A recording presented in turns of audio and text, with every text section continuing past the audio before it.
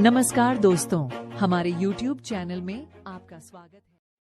Family court की सीढ़ियां उतरते हुए पीछे से आती हुई आवाज सुनकर वह ठिठक कर वहीं रुक गई। उसने पीछे मुड़कर देखा। वहां होते कोलाहल के बीच लोगों की भीड़ को चीरता हुआ नीरज उसकी तरफ तेज कदमों से चला आ रहा था। थैंक्स राधिका। उसके नजदीक पहुंच नीरज ने अपने मुंह से जब आभार के 2 शब्द निकाले तो राधिका का चेहरा एक अनचाही पीड़ा के दर्द से तन गया। उसने नीरज के चेहरे पर नजर डाली। उसकी आंखों में उसे मुक्ति की चमक दिखाई दे रही थी। अभी चंद मिनटों पहले ही तो एक साइन कर वह एक रिश्ते के भार को टेबल पर रखे कागज पर छोड़ आगे बढ़ गई थी। Thanks Radhika to do favour. मुझे तो डर था कि कहीं तुम सभी के सामने सा जाहिर कर मुझे जीने लायक भी न छोड़ दोगी। राधिका को चुप पाकर नीरज ने आगे कहा। राधिका ने एक बार फिर ध्यान से नीरज के चेहरे को देखा और बिना कुछ कहे आगे बढ़ गई। फैमिली कोर्ट के बाहर से रिक्शा लेकर वह सीधे ऑफिस ही पहुंच गई। उसके मन में था कि ऑफिस के कामों में अपने को व्यस्त रखकर मन में उठ रही टीस को वह कम कर पाएगी, लेकिन वहां पहुंचकर भी उसका मन किसी भी काम में नहीं लगा। उसने घड़ी पर नजर डाली। 1 बज रहा था। ऑफिस में आए उसे अभी 1 घंटा ही हुआ था। अपनी तबीयत ठीक न होने का बहाना कर उसने हाफ डे लीव को फुल डे सिक लीव में कन्वर्ट करवा लिया और ऑफिस से निकलकर सीधे घर जाने के लिए रिक्शा पकड़ लिया। सोसाइटी कंपाउंड में प्रवेश कर उसने लिफ्ट का बटन दबाया, पर सहसा याद आया कि आज सुबह से बिजली बंद है और शाम 5 बजे के बाद ही सप्लाई वापस चालू होगी। बुझे मन से वह सीढ़ियां चढ़कर तीसरी मंजिल पर आई। फ्लैट नंबर C302 का ताला खोलकर अंदर से दरवाजा बंद कर वह सीधे जाकर बिस्तर पर पसर गई। कुछ देर पहले बरसकर थम चुकी बारिश की वजह से वातावरण में ठंडक छा गई थी, लेकिन उसका मन अंदर से एक आग की तपिश से जला जा रहा था। नेहा अपने बॉस के साथ बिजनेस टूर पर गई हुई थी और कल सुबह से पहले नहीं आने वाली थी, वरना मन में उठ रही टीस उसके संग बांटकर अपने को कुछ हल्का कर लेती। बेडरूम में उसे घबराहट होने लगी तो वह उठकर हॉल में आकर सोफे पर सिर टिकाकर बैठ गई। उसकी आंखों के आगे जिंदगी के पिछले 4 साल घूमने लगे। चलो अच्छा ही है 2 दोस्तों के बच्चे अब शादी की गांठ से बंध जाएंगे तो दोस्ती अब रिश्तेदारी में बदलकर और पक्की हो जाएगी। राधिका के नीरज से शादी के लिए हाँ कहते ही जैसे पूरे घर में खुशियां छा गई थीं।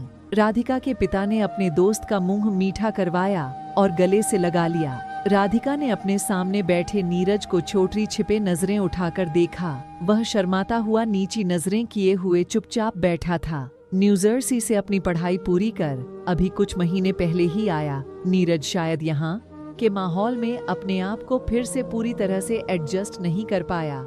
यही सोचकर राधिका उस वक्त उसके चेहरे के भाव नहीं पढ़ पाई। अपने पापा के दोस्त दीनानाथ जी को वह बचपन से जानती थी, लेकिन नीरज से उसकी मुलाकात इस रिश्ते की नींव बनने से पहले कभी कभी ही हुई थी। 12वीं पास करने के बाद नीरज 5 साल के लिए स्टूडेंट वीजा पर न्यू जर्सी चला गया था और जब वापस आया तो पहली ही मुलाकात में चंद घंटों की बातों के बाद उनकी शादी का फैसला हो गया। नीरज, मैं तुम्हें पसंद तो हूँ ना? बगीचे में नीरज का हाथ थामकर चलती राधिका ने पूछा। हाँ, लेकिन क्यों ऐसा पूछ रही हो? उसकी बात का जवाब देते हुए नीरज ने पूछा। बस ऐसे ही अगले महीने हमारी शादी होने वाली है, पर तुम्हारे चेहरे पर कोई उत्साह न देखकर मुझे डर सा लगता है। कहीं तुमने किसी दबाव में आकर तो इस शादी के लिए हाँ नहीं की ना? पास ही लगी बेंच पर बैठते हुए राधिका ने नीरज को देखा। वाल, अपना बिजनेस सेट करने की थोड़ी टेंशन है। इसी उलझन में रहता हूँ कि कहीं शादी का यह फैसला जल्दी तो नहीं ले लिया। कहते हुए नीरज ने अपनी पेंट की जेब से रुमाल निकाला और माथे पर उभर आई पसीने की बूंदों को पोंछ डाला। इसमें टेंशन लेने वाली बात ही क्या है? शादी तो समय पर हो ही जानी चाहिए। वैसे भी जीने के लिए पैसा नहीं, अपने लोगों के पास होने की जरूरत होती है। कहती हुई राधिका ने नीरज के कंधे पर अपना सिर टिका दिया। बात तो सच है तुम्हारी, पर फिर भी हर वक्त एक डर सा बना रहता है। नीरज ने अपने हाथ में अभी भी रुमाल पकड़ रखा था। छोड़ो भी अब यह डर और कोई रोमांटिक बात करो ना मुझसे। कहती हुई राधिका ने आसपास नजर दौड़ाई। बगीचे में अधिकांश जोड़े अपनी ही मस्ती में खोए हुए थे। सहसा राधिका नीरज के और करीब आ गई और उसके हाथ की उंगलियां उसकी छाती पर हरकत करने लगीं। यह क्या हरकत है टाधिका? कहते हुए नीरज ने एक झटके से टाधिका को अपने से दूर कर दिया और अपनी जगह से खड़ा हो गया। राधिका के लिए नीरज का यह व्यवहार अप्रत्याशित था। वह नीरज की इस हरकत से सहम गई। तभी दरवाजे की घंटी बज उठी। राधिका अपनी यादों से बाहर निकलकर खड़ी हुई और दरवाजा खोला। नेहा प्रधान है? दरवाजे पर कुरियट वाला खड़ा था। जी, इस वक्त वह घर पर नहीं है। लाइए मैं साइन कर देती हूँ। राधिका ने पैकेट लेने के लिए अपना हाथ आगे बढ़ाया। पैकेट देकर कुरियर वाला चला गया। दरवाजा बंद करती हुई राधिका ने पैकेट को देखकर उसके अंदर कोई पुस्तक होने का अंदाजा लगाया। नेहा अक्सर कोई न कोई पुस्तक मंगाती रहती थी। उसने पैकेट टेबल पर रख दिया और वापस सोफे पर बैठ गई। 4 वर्षों का साथ आज यूं ही एक टके में तो नहीं टूट गया था।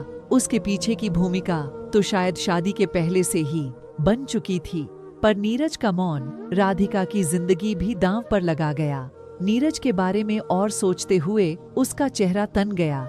नीरज, तुम्हारे मन में आखिर चल क्या रहा है? हमारी शादी हुए 1 महीने से ज्यादा हो गया और 10 दिनों के अच्छे खासे हनीमून के बाद भी तुम्हारे चेहरे पर नई नई शादी वाली खुशी नदारद सी है। बात क्या है? मुझसे तो खुलकर कहो। पूरे हनीमून के दौरान राधिका ने महसूस किया कि नीरज हमेशा उससे एक सीमित अंतर बनाकर रह रहा है। रात के हसीन पल भी उसे रोमांचित नहीं कर पा रहे थे। वह बस शादी के बाद की रातों को एक जिम्मेदारी मानकर जैसे तैसे निभा ही रहा था। हनीमून से लौट कर आने के बाद राधिका के चेहरे पर अतृप्ति के भाव छाए हुए थे। कुछ नहीं राधिका, मुझे लगता है हमने शादी करने में जल्दबाजी कर दी है। राधिका की बात सुनकर नीरज इतना ही बोल पाया।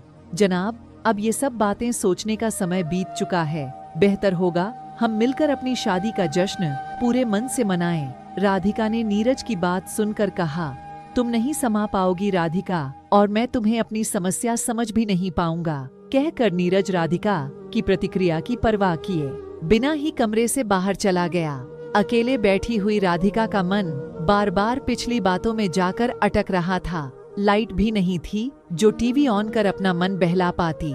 तभी उसके मन में कुछ कौन था और उसने नेहा के नाम से अभी आया पैकेट खोल लिया। उसके हाथों में किसी नवोदित लेखक की पुस्तक थी। पुस्तक के कवर पर एक स्त्री की एक पुरुष के साथ हाथों में हाथ डाले हुए मनमोहक छवि थी और उसके ऊपर पुस्तक का शीर्षक छपा हुआ था, उसके हिस्से का प्यार। कहानियों की इस पुस्तक की विषय सूची पर नजर डालते हुए उसने एक के बाद एक कुछ कहानियां पढ़नी शुरू कर दी। बच्चे के यौन उत्पीड़न और फिर उसको लेकर वैवाहिक जीवन में आने वाली समस्या को लेकर लिखी गई एक कहानी पढ़कर वह फिर से नीरज की यादों में खो गई। उस दिन नीरज बेहद खुश था। वह घर खाने पर अपने किसी विदेशी दोस्त को लेकर आया था। राधिका, 2 दिनों पहले मैं अपने जिस दोस्त की बात कर रहा था वह यह माइक है। न्यू जर्सी में हम दोनों रूममेट थे और साथ ही पढ़ते थे।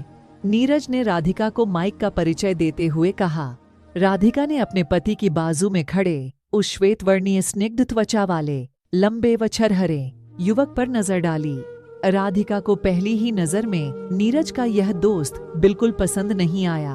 उसका क्लीन शेव्ड नाजुक चेहरा और उस पर सिर पर थोड़े लंबे बालों को बांधकर बनाई गई छोटी सी छोटी देखकर राधिका को आश्चर्य हो रहा था कि ऐसा लड़का नीरज का दोस्त कैसे हो सकता है। नीरज तो खुद अपने पहनावे और लुक को लेकर काफी कॉन्शियस रहता है। उस वक्त इस बात को नजरअंदाज कर वह इस बात पर ज्यादा कुछ न सोचते हुए खाना बनाने में जुट गई। उसी रात नीरज ने जब राधिका से सीधे सीधे तलाक लेने की बात छेड़ी तो राधिका के पैरों तले जमीन खिसक गई। लेकिन बात क्या हुई नीरज? न हमारे बीच कोई झगड़ा है न कोई परेशानी, सब कुछ तो बराबर चल रहा है। कहीं तुम्हारा किसी के संग अफेयर तो? रिश्तों को बांधे रखने की दुहाई देते हुए सहसा उसका मन एक आशंका से भर गया। अफेयर ही समझ लो, अब तुमसे मैं आगे कुछ और नहीं छिपाऊंगा। कहते हुए नीरज चुप हो गया। राधिका ने नीरज के चेहरे को देखते हुए उसकी आंखों में अजीब सी मदहोशी महसूस की। तुम कहना क्या चाहते हो नीरज? राधिका नीरज की अधूरी छोड़ी बात पूरी सुनना चाहती थी। उसके बाद नीरज ने जो कुछ उससे कहा उनमें से आधी बात तो वह ठीक से सुन ही नहीं पाई। तुम्हारे संग मेरी शादी मेरे लिए एक जुआ ही थी। मैं अपनी सारी जिंदगी इसी तरह कशमकश में गुजार देता, पर अब यह कुछ नामुमकिन सा लगता है राधिका। बेहतर होगा हम अपने अपने रास्ते अलग अलग ही तय करें। नीरज से शादी टूटने से पहले कहे गए आखिरी वाक्य उसके दिमाग में बार बार कौंध लगे। राधिका ने कमरे की लाइट बंद कर दी और चुपचाप लेटकर सारी रात अपनी बर्बादी पर आंसू बहाती रही। अब एक ही घर में नीरज के साथ रहते हुए वह अपने आप को एक अजनबी महसूस कर रही थी। अपने मन की बात राधिका को जताकर जैसे नीरज के मन का भार हल्का हो चुका था, लेकिन राधिका जैसे मन पर एक अनचाहा भार लेकर जी रही थी। जब उसके मन का भार असहनीय हो गया तो वह नीरज के घर की दहलीज छोड़कर अपने पिता के घर आ गई। फिर जो हुआ वह आज के दिन में परिणत होकर उसके सामने खड़ा था। कानूनी तौर पर वह भले ही नीरज से अलग हो चुकी थी, लेकिन नीरज की सच्चाई और उसके द्वारा दी गई अनचाही पीड़ा अब भी उसके मन के कोने में कैद थी, जिसे वह चाहकर भी किसी से बयान नहीं कर सकती थी। घर में बैठे बैठे अकेले घुटन होने से वह घर लॉक कर बाहर निकल गई और एमजी रोड पर स्थित मॉल में दिल बहलाने के लिए चक्कर लगाने लगी। रात देर से नींद आने की वजह से सुबह उसकी नींद देर से ही खुली। वैसे भी आज उसका वीकली ऑफ होने से ऑफिस जाने का कोई झंझनाटा न था। उसने उठकर समाचार सुनने के लिए टीवी ऑन ही किया था कि डोरबेल बज उठी। हाय राधिका, हाउ आर यू? दरवाजा खोलते ही नेहा राधिका से लिपट गई। मैं ठीक हूँ, तेरा टूट कैसा रहा? राधिका के चेहरे पर एक फीकी सी मुस्कान तैर गई। बॉस के साथ टूट हमेशा ही मजेदार रहता है। वैसे भी अब जिंदगी ऐसे मोड़ तक पहुंच गई है जहां से वापस लौटना संभव ही नहीं। यह टूट तो एक बहाना होता है एकांत पाने का, कहती हुई नेहा सोफे पर पसर गई। राधिका ने रिमोट उठाकर चुपचाप न्यूज चैनल शुरू कर दिया। सुन, कल तेरी आखिरी सुनवाई थी ना फैमिली कोर्ट में, क्या फैसला आया? नेहा ने राधिका को अपने पास खींचते हुए उससे पूछा। फैसला तो पहले से ही तय था, बस साइन ही करने तो जाना था, राधिका ने बुझेमन से जवाब दिया। लेकिन तूने अभी तक नहीं बताया कि आखिर ऐसा क्या हुआ जो तूने नीरज से अलग होने का फैसला ले लिया। पिछले 1 साल से साथ रहने के बावजूद राधिका ने अपनी जिंदगी का एक अधूरा सच नेहा अब तक छिपाए रखा था। भारत की न्याय प्रणाली में एक ऐतिहासिक फैसला सेक्शन 377 के तहत अब गे और लेस्बियन संबंध वैध। तभी टीवी स्क्रीन पर आती ब्रेकिंग न्यूज देखकर राधिका असहज हो गई। स्ट्रेंज, नेहा ने न्यूज पर अपनी छोटी सी प्रतिक्रिया जताते हुए राधिका से फिर से पूछा। तूने बताया नहीं राधिका, कुछ कारण तो रहा होगा ना? बस आले कल उसे एक अनचाहे रिश्ते से कानूनी तौर पर मुक्ति मिली और आज उस मुक्ति की खुशी मनाने का मौका भी उसी कानून ने उसे दे दिया। राधिका की नजरें अभी भी टीवी स्क्रीन पर जमी हुई थीं, लेकिन नेहा उसकी हो चुकी आंखों में तैर रही खामोशी को पढ़ चुकी थी। आपका समय निकलकर हमारे साथ था, इसके लिए आपका धन्यवाद। अगली बार फिर से मिलते हैं नए और रोचक वीडियो के साथ। चैनल को सब्सक्राइब करना न भूलें। धन्यवाद और शुभकामनाएं।